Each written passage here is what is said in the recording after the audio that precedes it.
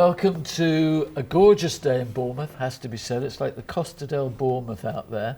We're with the lovely Bournemouth students who've all come in on a Saturday to give us their time.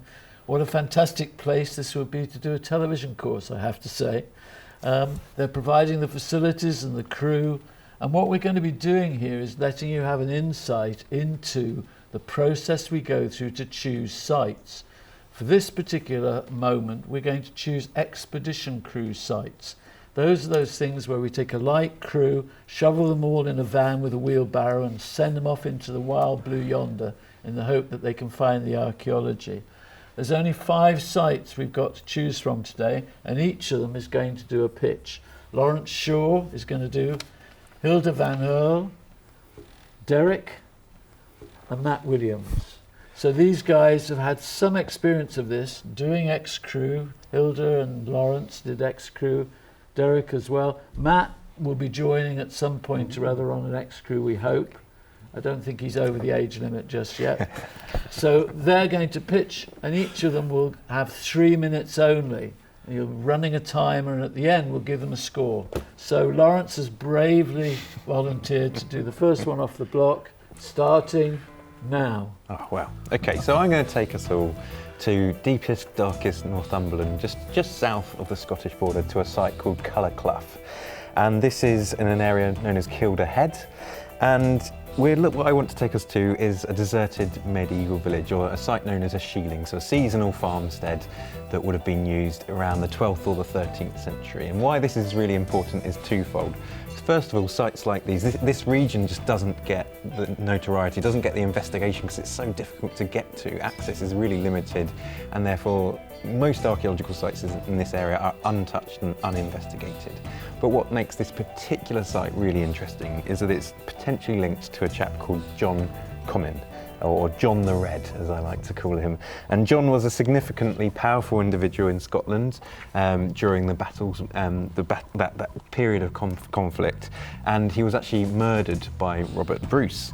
He lived until about 1306, and when they came to do the post-mortem and look at his estate, they recorded that he had this medieval shieling site, so this farmstead in Kielder Head, and you can see some of these buildings that we think are John Comyn's little farmstead, which would be amazing. So we are currently in England, but at the time this is a period of conflict, and we had potentially had Scottish settlers here living, farming, and utilising the land. So significant individual.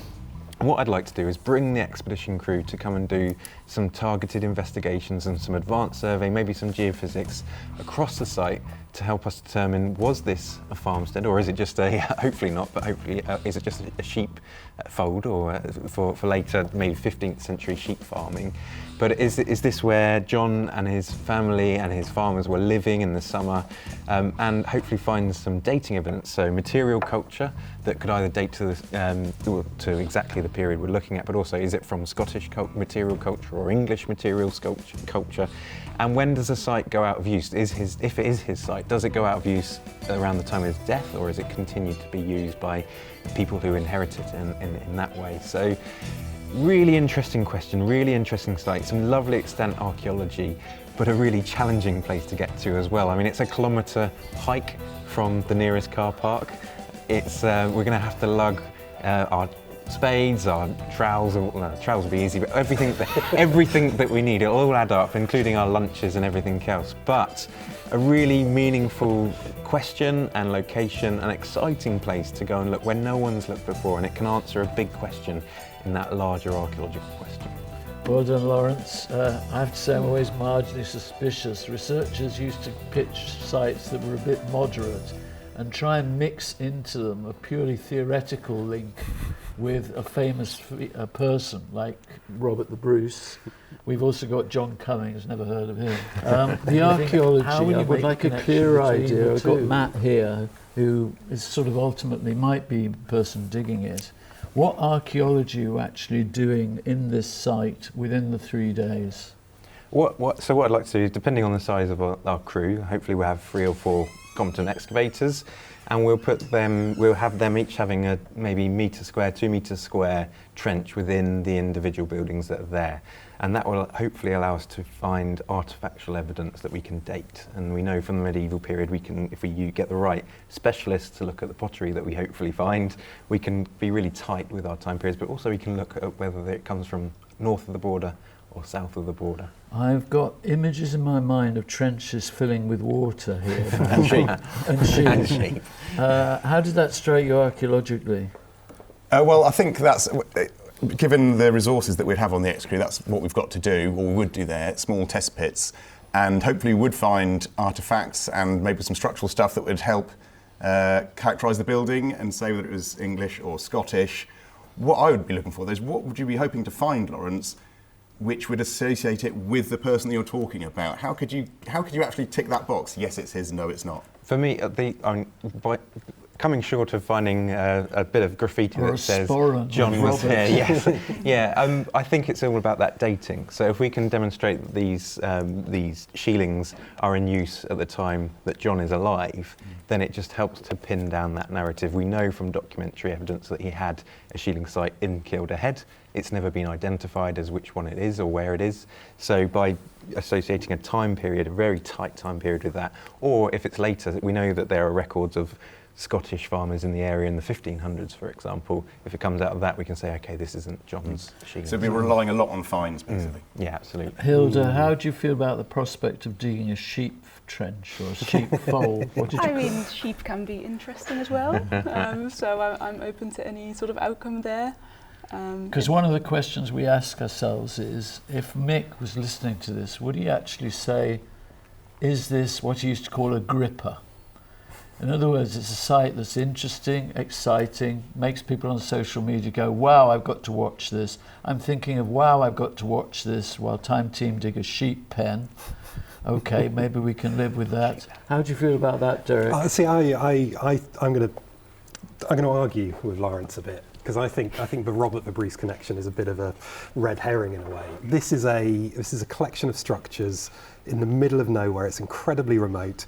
You make a lot of interesting assumptions. It's a shielding, it's seasonal, but all of that is an assumption. We need to actually ask those questions. There's a story to be told about what type of site is it. All we've got are some lumps and bumps on a map. Have we got any geophysics we can refer to? Have we got any sense of other sites in the wider landscape that can help us understand that site? So for me, it's exciting, but not for the reasons necessarily you've said. Okay, so we're running out of time on this one now. Lawrence, sorry, I can't let you come back there, but I can see you're anxious to. But yeah, we made those points. What we do at this stage is we're going to ask these individuals to vote, and I've checked there's been no getting together and saying, if you give me 8, I'll give you 8. We're going to vote out of 10. We might even have some graphics to go with this. Matt, out of 10, what's your feeling? Well, I'm going to pitch the bar at the middle and hope that everyone kind of works around there. I'm going to give it 6. 6, right. That's mean. That's mean. And people tend to go for averages here. Hilda? I would go slightly higher, I think a 7. It sounds quite adventurous, which I like.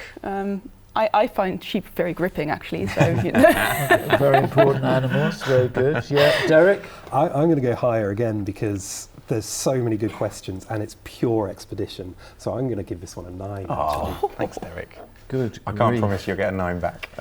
So we got 6, 7, 9.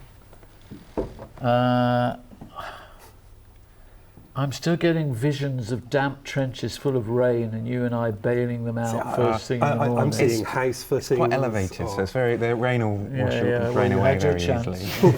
So my feeling is it's a sort of a 6, I'm afraid. The thing we haven't talked about is logistics. If we're in the middle of the Kielder Forest, how are we getting there? Presumably long walks, yeah. So the whole point of expedition surely is that it's got to be a challenge, but we're going to be carrying everything to site every day, and it's not going to be easy. Okay, Lawrence, thank you very much, and well done for kicking off first. That was our first site. If somebody's done the maths back in the studio, well, that's a good one, really. I'm not sure it's a gripper, but there you go. Hilda, your Roman road. So yes, I'm hoping to find a Roman road in the New Forest where I work for my day job.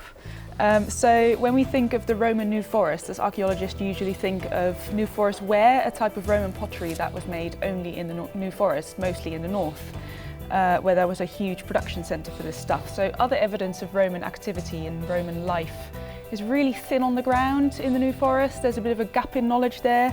But we know there must have been quite a few people living there, and they must have been transporting this pottery on some quite good roads. And this pottery was used all over the south of England and beyond. So we are pretty confident about a couple of Roman roads. One runs down the kind of eastern coast of the New Forest down towards a place called Leap. Another one runs across west to east, the north of the New Forest. But the road that I'm interested in runs right through the centre, north to south, all the way to Lymington via an Iron Age hill ford, Buckland Rings. So perfect for transport to the Isle of Wight and so on. So no archaeology has been done on this road, and there's no specific mention that I know of that mentions it being a Roman road. However, it looks very much like a Roman road. It's very straight, and it has an agger, which is the raised platform in the middle, and then the roadside ditches, and then the banks on the outside, as you can see on the LiDAR imagery there. So it looks very much like a Roman road, where it's kind of veered off the modern road that runs just to the west of it. And there's also, as you can probably see on the LiDAR, quite a large quarried area, so it's been damaged by modern activity. So I'd like to kind of use that damage really to kind of tack on a bit of archaeological excavation so that we can hopefully get some dating evidence. I'd love to do some digging to see if we can get some dating evidence out of the construction layers of the road, hopefully pull it back and get a segment in plan of this road, and then finally confirm this mystery of the New Forest Roman road that so many people have been kind of questioning. I think you've done a rather good job there, Hilda. Is that it? Should we call it? One thing I will add, Yeah. New Forest ponies and donkeys are very cute. They will be there. Oh, the cute factor. That's a low blow. Anyway, we have the cute factor of the ponies. I'm always a bit time team and Roman roads. Cool, crikey. We've looked at. I don't think we've ever found one. We keep going to these straight lines, and digging them's quite a job, isn't it, Matt? It is. I've hacked my way through some in my time, and especially if they're that really compact gravel, it can be really, really hard digging for not much return sometimes, I'd say. Maybe jeopardy is an interesting thing we have to think of on Time Team. It's that aspect in which we're not certain whether we can actually do it. It may be too difficult, we may technically not be able to do it, and I love that. I love sites are difficult, it's a challenge, and you've got to work your way through them. But, you know, on the other hand, it's a clear target which has compensations. Lawrence, what are you going to give it out of 10? Out of 10? I think just because of the black hole of the New Forest and the Romans, and the potential it may not be Roman, we're assuming, I'm going to go for a 6. 6. Matt? I'm going to go for a 7. 7. Derek? I think given this could be connecting those ceramic industries to the wider Roman Empire, 7. 7. I'm going to go for, I think, 6. 26. 26. Okay. So just slipping under Lawrence there, but this isn't the final decision. So if you want to take part in this, join our poll and get engaged with Time Team as a Patreon, and you can vote on these sort of things. We can't promise we can do the site because we haven't done all the research, paperwork and permissions, but it will give us an idea of what you'd like us to do. So that was the Roman road, and now we've got an interesting start to a pitch. Derek is going to talk about something that manages to combine stones and the word Stonehenge. So that is probably going to be quite interesting. I can't wait to hear. Derek, starting now on the timer, and you're away. You've stolen my thunder a bit there, Tim, because I'm going to take you to a little-known site called Stonehenge, possibly one of the most famous World Heritage sites in the world. And what I want the expedition crew to do is go and do some archaeology, some actual archaeology on the site that the famous trilithons possibly came from. It's a site called Westwoods, about 25 kilometres away, so a pretty big hike to drag massive stones down to Stonehenge. But some scientific work using one of my favourite techniques, XRF, has suggested that this is the site that the giant sarcens came from. And yet, there's not been a huge amount of actual archaeology work done there. And that's why I think the expedition crew should head down. Now, Stonehenge, obviously it's a massively famous site. Everyone talks about the rituals of Stonehenge, the calendar, the healing, the life and death. But there's one ritual at Stonehenge that I think makes this one of the most important expedition crews we could do. And that is the fact that one thing that gets repeated again and again at Stonehenge is things getting brought in. So pigs getting brought from Scotland, stones getting brought from Wales. In this instance, massive stones coming from... Did you just say pigs being brought pigs from brought from Scotland? Scotland? I just wanted to check I hadn't It's a thing. We've had sheep, we're on to pigs now. Pigs coming from Scotland, stones potentially coming from westwards.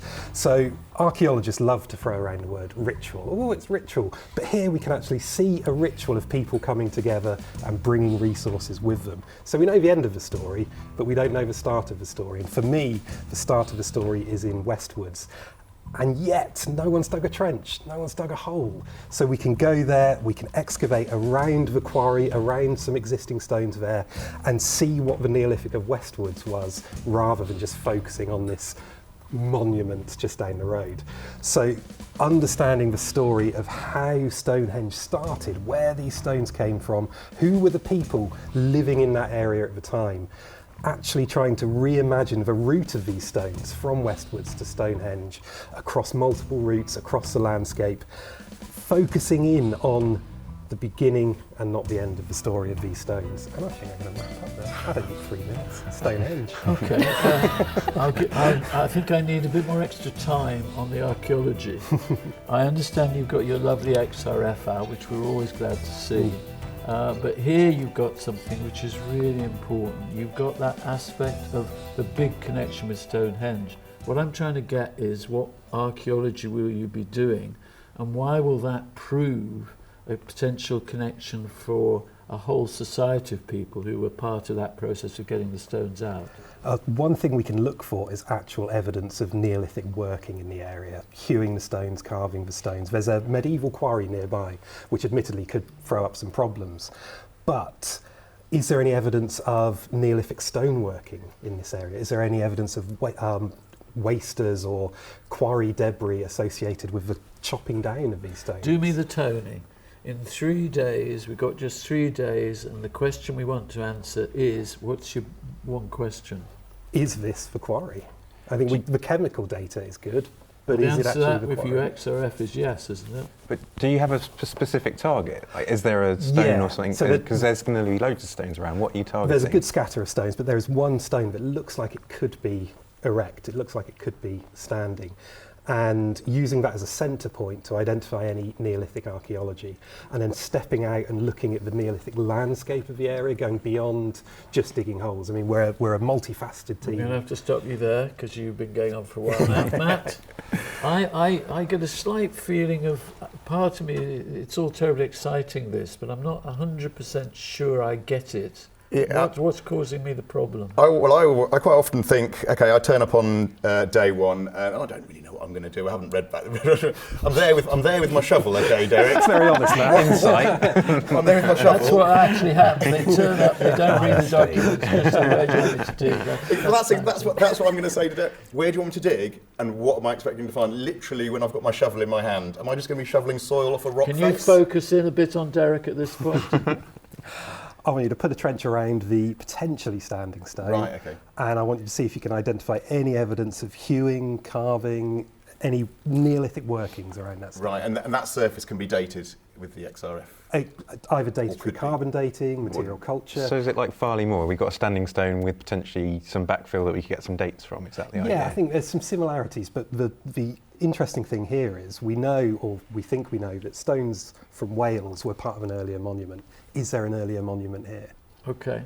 I've just got a question. So you've got that standing stone that you want to target. That makes sense. Matt can get straight in there straight away and start digging it and hopefully get a date. You mentioned there's post-medieval quarrying there. It's a woodland. Having worked in a lot of woodlands, I know a lot of things get dragged around and moved around. How comfortable are you that standing stone is going to be late Neolithic, early Bronze Age and linked to Stonehenge and not just a a later thing that's been shoved around?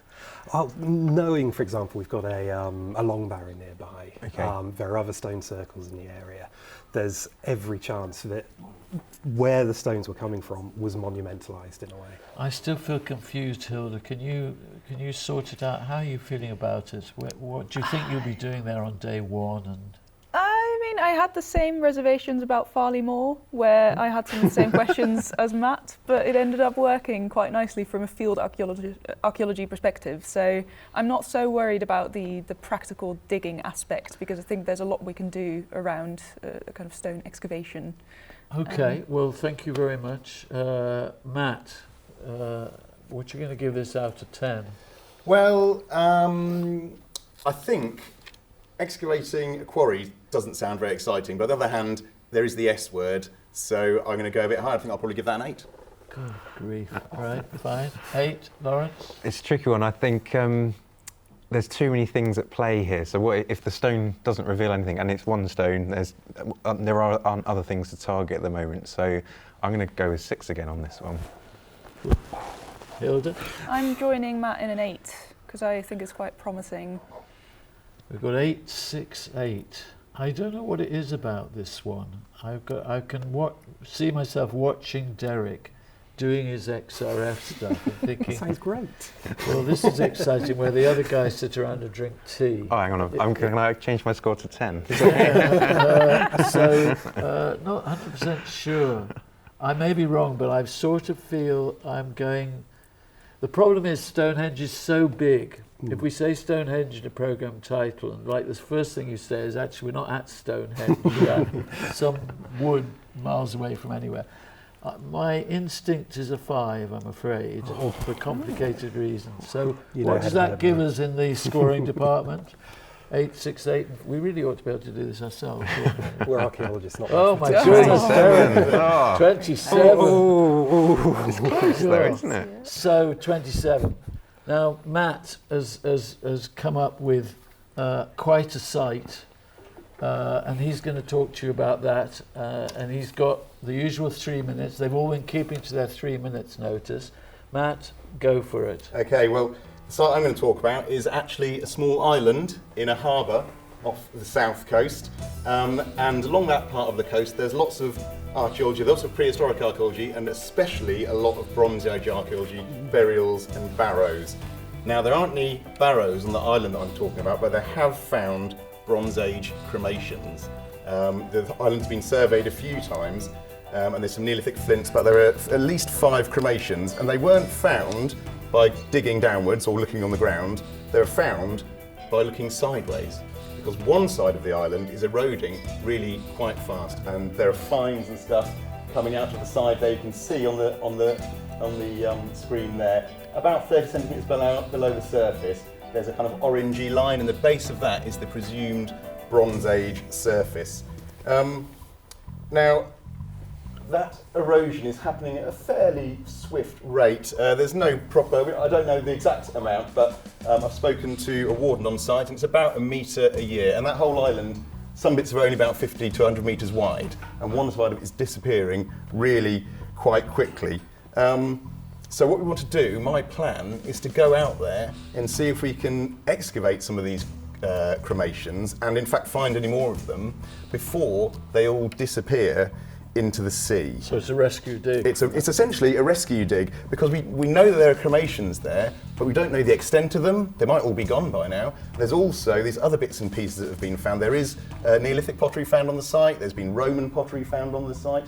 But what you've got to remember is that during the Bronze Age, this was not an island. It was actually quite a high, well, it's kind of hill really, with 2 deep rivers going down each side of it. And another problem here is, of course, climate change, and the sea level is rising ever so slowly. It's a very, very slow process, but in sometime in the future, this island will be no more. It will be underground, so underwater. So it's either going to disappear from erosion or be underwater. So we really haven't got that long to sort it out. So I'd like to go out there, and you see the kind of ragged west side there is eroding. Here are some finds, there's flints, there's bits of pottery, there's some Bronze Age pottery there as well.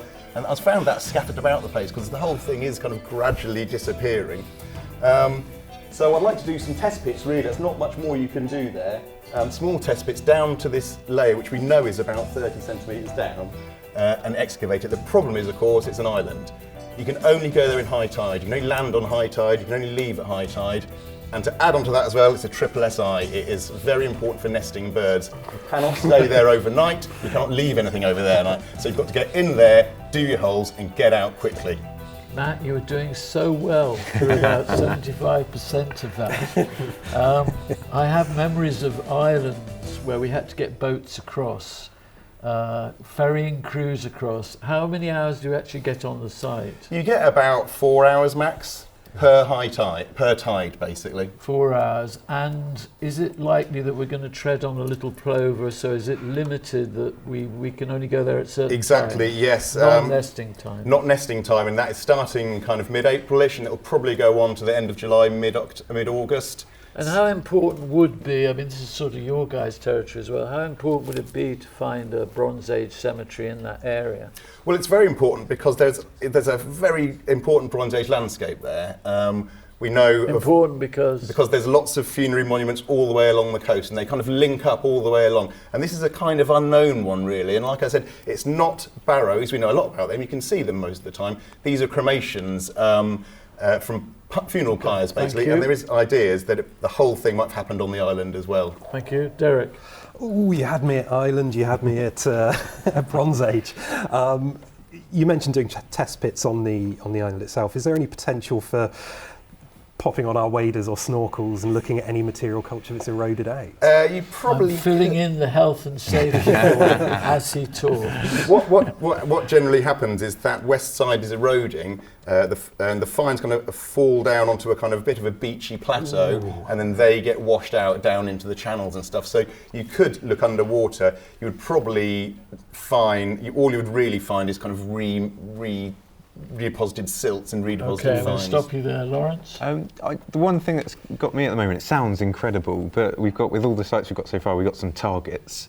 And you mentioned test pits, are they going to be scattered around? What's the strategy? Are we just hoping to hit cremations, or? Well, we know how far down the Bronze Age layer is, but we don't know exactly where the cremations are, obviously. So what we'd have to do is, they would be fairly, not exactly random, but we'd have to do a walkover first and see if we could pick some. What's known as a poke and hope Poke and strategy. poke, yeah. We do have it work? Sorry? Would any mag survey help to? I'm not entirely sure. It's it's very wet, solid clay basically, and very wet. But you will get little fines scattered on the surface, so you can probably use those as a focus. I don't know if you mentioned it. How long is the boat trip roughly? The boat trip's about 20 minutes. So which one of you is really bad on boats? Is that'd it be Derek? You go a bit green. Do you want to talk about this? I'm a bit more keen on it now.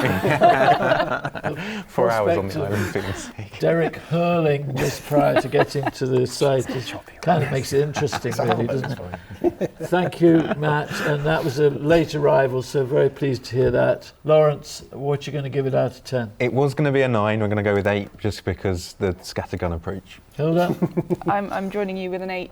I like the island aspect. You've made so many gorgeous noises in the last 5 minutes, like whoa. It just feels like an expedition, and I'm all for an expedition. So I'm going to go equal with what I gave to Lawrence's 1 and 9.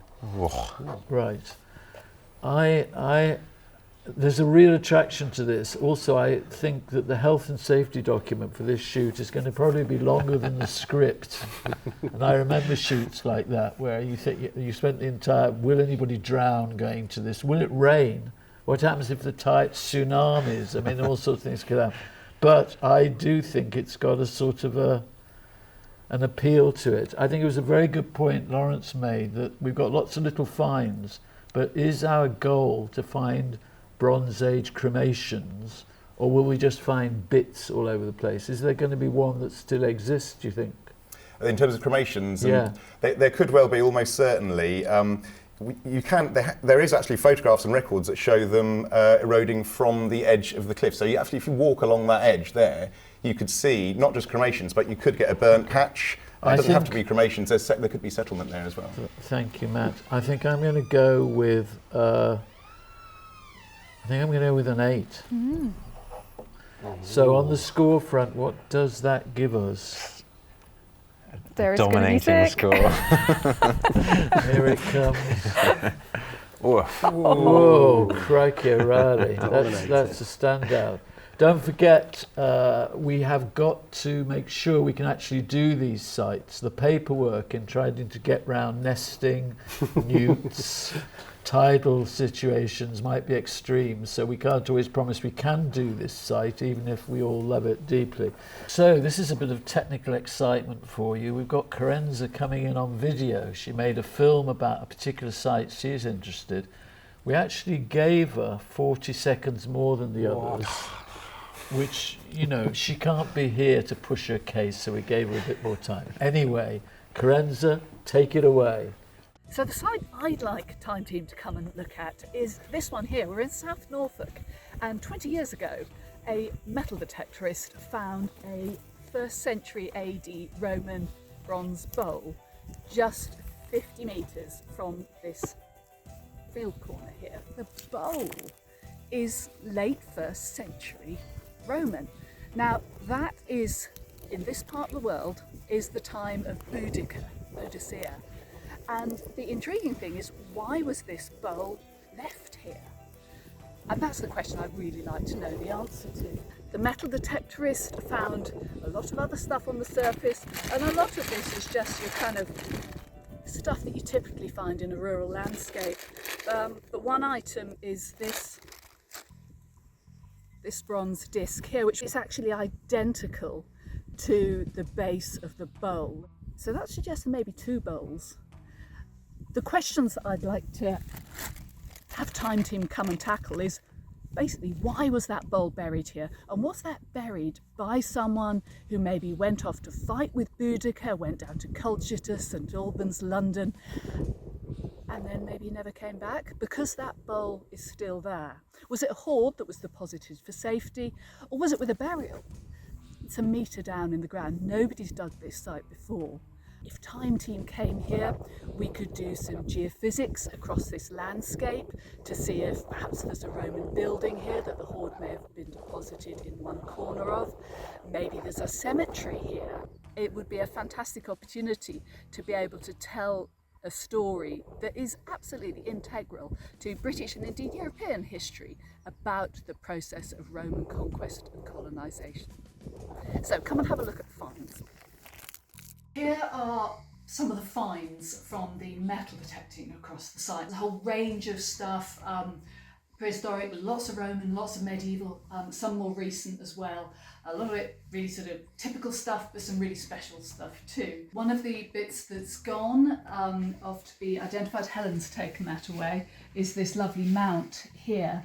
So you can see it's just a tiny little thing, but it's got an animal on it. I thought it was a hare at first. Helen says she thinks it's a dog, perhaps a hunting dog. And we read about hunting dogs being one of the things that the Romans were interested in from Britain. But the thing that's so exciting about it, of course, is this bowl, because the bowl is really special and really unusual. And you can see here how big it is. It's bronze, so it would have been bright golden shiny colour when it was new. It's the bit around the edge is quite solid, but the frame of it is very fine, so it's beautifully made. And on the other side, you can see it's got this fantastic base plate. We've also got, which the metal detectorist gave me, is the soil that came from within the bowl. It also looks as if there's fragments of possibly bone in there. So maybe the bowl was a container for cremated remains, which might suggest it was associated with burial. But I'm really hopeful that we should be able to find something that will tell us, why was that bowl there? And is there anything else more down there? Because all of this stuff has come from off of the surface. The bowl came from a metre below the surface, so there may be masses more stuff below the ground. We won't know unless we get Time Team in to do some investigation. This programme, whether we like it or not, is going to be called Boudicca's Bowl, which is pretty alarming. Derek, you're bursting to go. Really interesting, but it's a bowl in a haystack. I mean, if you were throwing an entire Time Team at it with John and how are we going to get a metre down without a digger? Good, thank you, Matt. I'm going to go for the opposite side of digging, even though I spend most of the time digging. If we do hit a cemetery or something, we get it all out. That costs a lot of money to sort out. Roman sites are notoriously expensive to deal with once you've dug them up. Post-X. Post-X, I am seeing pound size spinning around. Thank you, Matt. Lawrence? Yeah, I'd agree with both of those. It does feel a bit like the tail wagging the dog in this instance, because it's one find bringing the whole team rather than all the rest are looking at a site, a feature. Hilda? It seems like a time team, but is it expedition crew? That's what I'm wondering. Good point. Yeah, I'm not sure it's... Yeah. So, Carenza site, sort of fascinating, but is it a time team or is it an expedition crew? Doubtless the scores will confirm this one way or the other. Lawrence? It's a 4 from me, I'm afraid. 4. Hilda? A 5 from me. 5. Derek? If it was a time team, 8. For expedition crew, 4. 4. I'm going to be a bit kind and give it a 6. You softy. And I feel it's fascinating, but I think we'd probably say, which as you guys have said, we'll move this into our agenda for possibly a full-time team. It could be an amazingly big site. Let's go and do it properly. And as Carenza owns the land, or a family own the land, we don't have to negotiate with farmers too much and things like that. So very good. The final scores for Carenza are, looks like 19 to me. No longer the lowest. What do we go? So, I'll tell you what, just to be fair to Carenza, what would you give it if we were voting for a time team on it? Oh, 8 out of 10 easily. Yeah, 8. Yeah, 8. A 7 because we've done quite a lot of Roman stuff. There's the Roman road person. I'll tell Carenza you're like with enthusiasm. So we've reached that point where it would be nice to see the scores of where we've got to. What I'd like you to have a little think about now is we can do one of these. We don't have to do any of them, but if we could only do one, which would you guys vote for? Hilda? I would go for the island. Ayling Island, Matt's site. Lawrence? And Matt's is brilliant, I can't lie, but I know how little work is done in Northumberland, so I'm going to stick with Kielder. Right, Kielder. Yes. Derek? I just love the idea of an expedition close to the Scottish border, so I'm going to go Kielder as well. I'll start looking at the resources and how much it's going to cost to send you all up there. Matt? Can I vote for my own site? Yes. I'll go for the island then, I think. So that's just because we need to do it quickly. So we've got 2 for the Kielder. So we'll do 2. Get to do 2 digs. No, I didn't mean it like that. What I meant was we've got equal scores, and my feeling is that of those 2, regardless of how lovely it would be up north, the Ayling Island, as traumatic as it probably will be, is possibly the choice I'd make today. It's not a final choice, remember. We've got to do the paperwork on these sites. We've got to make sure that we've got permissions, bird nesting, boating, all sorts of things are going to go on to check it out. So, but I thank you very much for those very nice, and thank you for all coming on a Saturday. Thank you to all the Bournemouth students who turned up on a Saturday to get this done. And this is only possible if the Patreon guys out there are backing us. So if you feel like joining, seeing what we do on Time Team, please back us on Patreon. And for now, it's goodbye from the team, and we look forward to seeing you on the next Expedition Crew Dig. Thank you very much.